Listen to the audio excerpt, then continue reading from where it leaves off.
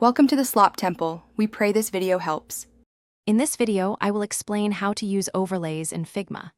Overlays are powerful tools that allow you to display content on top of other elements, creating dynamic and interactive user interfaces.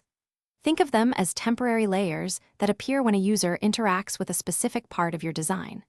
They are perfect for showing menus, tooltips, or modal dialogues, enhancing the user experience with clear visual feedback. We will cover the essential steps to implement them effectively. To begin, select the frame or component that will trigger your overlay. Then, navigate to the Prototype tab in the right sidebar.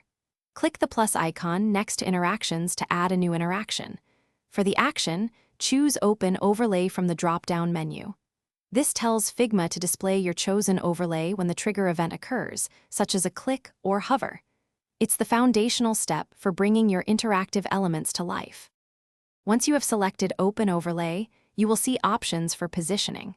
You can choose Centered for a quick placement or Manual for precise control, dragging it anywhere on the canvas. Adjust the background color and opacity to create a subtle or prominent backdrop. Also, consider enabling close when clicking outside to improve user experience, allowing users to dismiss the overlay easily without needing a specific close button. These settings offer great flexibility. Beyond basic Open Overlay, explore more advanced interactions. Swap Overlay allows you to replace one overlay with another, perfect for multi-step forms or sequential menus.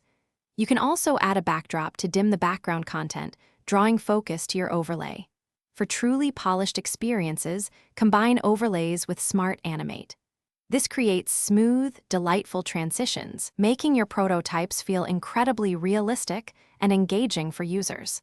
Experiment with these to elevate your designs. Thanks for watching. Consider subscribing if we helped you.